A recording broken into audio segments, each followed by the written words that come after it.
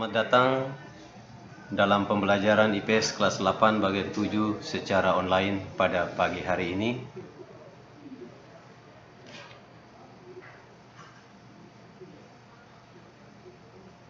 Pada pembelajaran minggu lalu, kita sudah belajar tentang negara-negara ASEAN. Ada 10 negara ASEAN.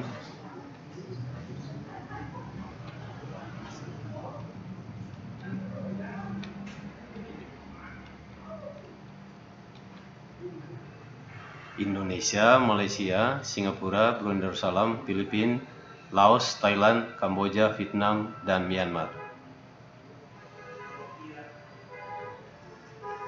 Baik, pada pagi hari ini kita akan belajar masih pada materi pokok yang lalu, yaitu interaksi keruangan dalam kehidupan di negara-negara ASEAN. Yang berikut submateri sumber daya alam di kawasan ASEAN atau SDA. Tujuan pembelajaran: 1. Mendeskripsikan pengertian sumber daya alam negara-negara anggota ASEAN dengan pikiran kritis, mengidentifikasi jenis-jenis sumber daya alam di negara-negara anggota ASEAN dengan tepat, menunjukkan potensi sumber daya alam ASEAN Tenggara dengan tepat, menyajikan hasil telaah tentang sumber daya alam negara anggota ASEAN dalam bentuk tulisan dengan lengkap. Sekarang kita akan masuk pada pengertian sumber daya alam negara-negara anggota ASEAN. Sumber daya alam atau biasa disebut SDA adalah segala sesuatu yang berasal dari alam yang dapat digunakan untuk memenuhi kebutuhan hidup manusia. Sumber daya alam terbagi menjadi dua jenis, yakni sumber daya alam hayati dan sumber daya alam non-hayati. Berdasarkan sifatnya, sumber daya alam terbagi menjadi tiga macam, yakni sumber daya alam kekal, sumber daya alam yang dapat diperbarui, dan sumber daya alam yang tidak dapat diperbarui. Segala sumber daya alam yang berada di dalam wilayah atau kawasan negara-negara anggota ASEAN. Kita lihat tampilan dalam slide yang ada sumber daya alam negara ASEAN. Sumber daya alam yang dapat diperbarui seperti hutan. Lalu ada sumber daya alam yang tidak dapat diperbaharui. Dalam gambar sangat jelas sekali tampilannya. Tembaga, aluminium, batu bara termasuk sumber daya alam yang tidak dapat diperbaharui. Identifikasi jenis-jenis sumber daya alam di negara-negara anggota ASEAN. Jadi kita lihat di situ perairan lautnya. Dan ada gambar-gambar lain yang ditampilkan di sini, Anda bisa melihatnya. Jadi potensi sumber daya alam negara-negara anggota ASEAN merupakan potensinya. Sekarang kita masuk pada penjelasan sumber daya alam anggota negara ASEAN. Yang pertama, Indonesia. Sumber daya alam Indonesia terutama berupa hasil tambang, pertanian, dan bahan baku industri. Hasil tambang utama minyak bumi di Pulau Sumatera, khususnya di Aceh, Riau, dan Muara Enim, dan di Pulau Jawa, Cepu, dan Surabaya. Batu bara di Pulau Kalimantan, timah di Pulau Bangka, Singket, dan Riau Daratan. Biji emas di Papua, serta biji besi di Cilacap, Lampung, dan Derawan, Intan di Martapura, Kalimantan Selatan. Adapun hasil pertanian yang berupa padi, jagung, kelapa tebu, pisang, bacal atau sisal serat, tembakau, nanas, dan ikan. Kita masuk pada negara ASEAN yang kedua, yaitu Malaysia. Malaysia memiliki lahan pertanian dan perkebunan serta hutan yang cukup luas. Hasil pertanian terutama untuk memenuhi kebutuhan pokok seperti padi dan sayur mayur. Hasil utama dari bidang perkebunan yaitu karet dan kelapa sawit. Sebanyak 40% kebutuhan karet dunia disuplai oleh Malaysia. Kayu merupakan komoditas yang banyak dihasilkan dari hutan. pada bidang pertambangan, Malaysia merupakan penghasil timah terbesar di dunia. Barang tambang lain yang dihasilkan yaitu boksit, batu bara, besi, tembaga, emas, dan perak. Usaha pemerintah yang sungguh-sungguh juga nampak pada peningkatan pemanfaatan eksplorasi sumber daya alam untuk dikelola oleh negaranya sendiri sebagai sumber bahan mentah, sehingga diharapkan mengurangi ketergantungan pada negara lain. Dengan kemampuan pengelolaan atau eksplorasi bahan baku sendiri, Malaysia dalam beberapa tahun terakhir telah mengembangkan pabrik otomotif. Kita masuk pada anggota ASEAN yang ketiga, yaitu Singapura. Singapura bukanlah negara yang kaya sumber daya alam. Oleh karena itu, Singapura mengembangkan negaranya pada sektor pariwisata dan perdagangan. Hampir semua daerah di Singapura dimanfaatkan untuk dunia pariwisata sehingga mampu mendongkrak perekonomiannya.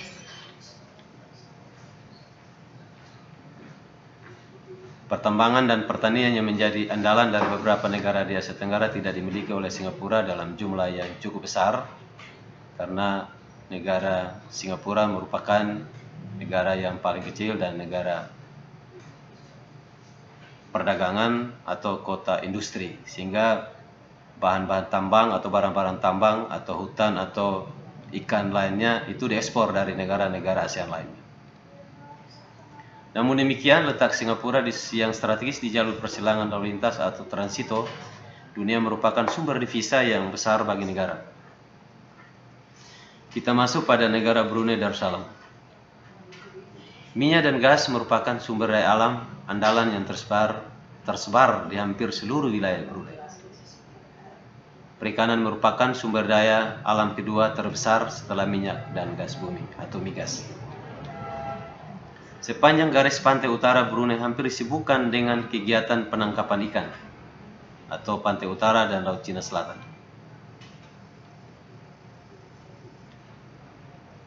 Kontribusi pertanian di Brunei terhadap kesejahteraan penduduknya terbilang kecil. Meskipun pengelolaannya dalam jumlah yang relatif kecil, dalam menggarap lahan pertanian Brunei sudah menerapkan teknologi tinggi, yaitu dengan sistem intensifikasi pertanian atau pengelolaan pertanian yang sangat bagus. Hasil pertanian yang banyak diusahakan adalah padi, sagu, dan ubi kayu. 5. Filipina. Sumber daya alam yang terdapat di Filipina antara lain kayu, minyak bumi, nikel, kobalt, perak, emas, dan perunggu.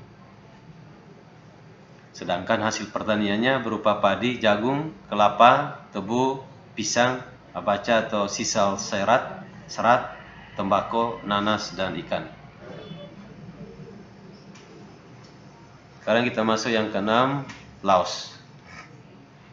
Sumber daya hutan di Laos telah mengalami penurunan secara signifikan. Diperkirakan Laos tinggal memiliki luasan hutan kurang lebih 130.000 km persegi. Dari jumlah itu kurang lebih 70.000 km persegi saja yang memiliki nilai jual. Namun demikian, Laos mampu melakukan ekspor hasil hutan ini ke negara lain.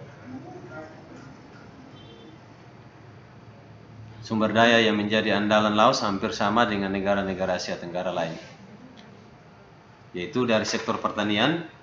Selain itu, sektor perikanan, peternakan, dan pertambangan juga memberikan kontribusi yang cukup besar bagi devisa negara. 7. Thailand. Thailand merupakan negara terbesar keempat penghasil timah di dunia selain Malaysia, karena Malaysia merupakan penghasil timah terbesar. Selain timah, terdapat juga minyak bumi dan wolfram.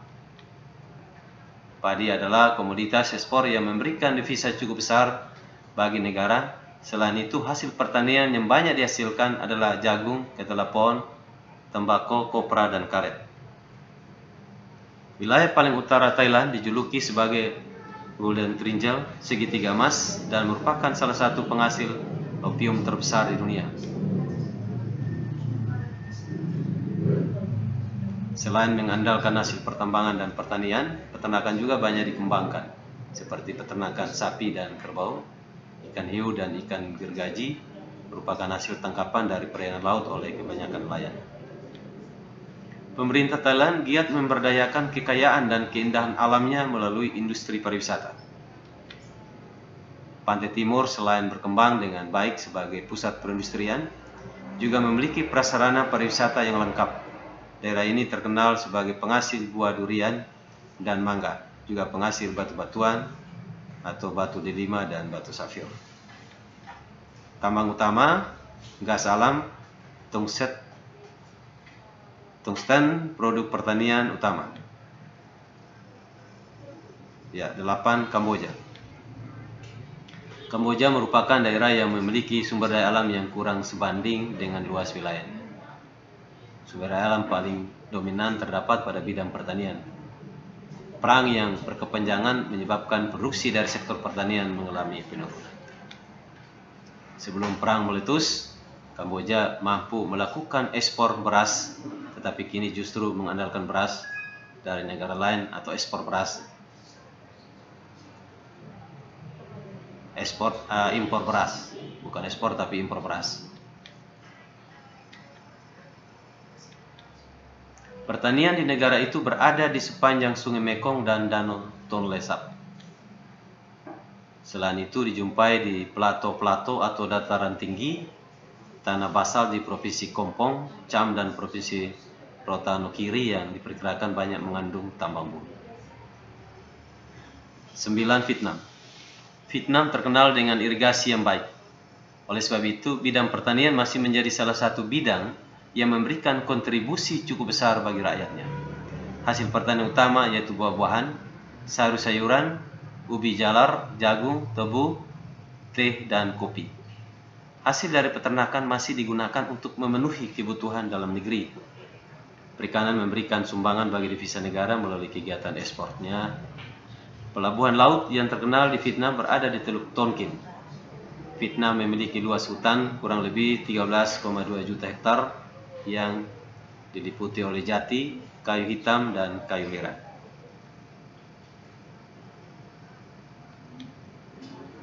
Sumber daya alam yang tidak dapat diperbarui berupa barang-barang tambang sebagai berikut. Antrasit banyak ditemukan di Quang Hien, sebelah utara Hanoi.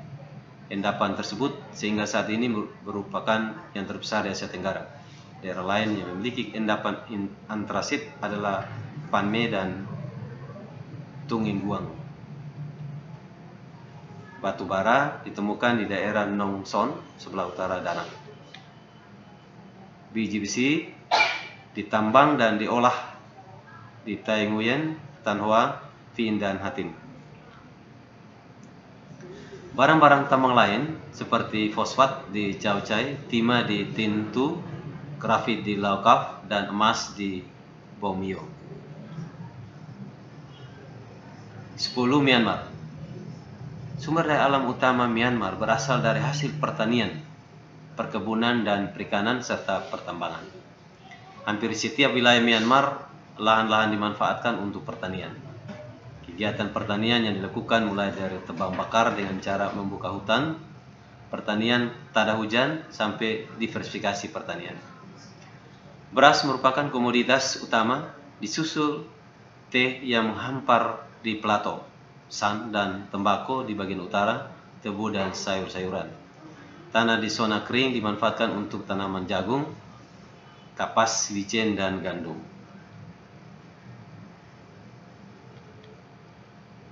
Hasil perikanan paling banyak diusahakan di daerah Myanmar bagian pantai barat. Di kota Manhin dan Hantawadi terdapat pusat penelitian perikanan atau riset perikanan, sedangkan di Mergui didirikan sekolah perikanan atau lembaga pendidikan perikanan. Karet, kayu jati, dan kayu besi merupakan hasil utama dari perkebunan. Dalam pengelolaan atau eksplorasi perkebunan ini, para pemilik perkebunan biasanya memanfaatkan gajah sebagai tenaga bantuan untuk mengangkut hasil kayu dari perkebunan menuju tepian sungai. Setelah itu dihanyutkan mengikuti arus sungai. Merupakan suatu alat transportasi gajah. mengangkut hasil-hasil pertanian dari negara ini. Hasil dari pertambangan di Myanmar, diantaranya minyak bumi di Ciauk dan Penangyu, gas alam di Ciauk, timah di pertambangan Tena Sering, serta jenis-jenis mineral atau barang-barang tambang lainnya. Baik, sebelum kita mengakhiri pembelajaran kita pada pagi hari ini,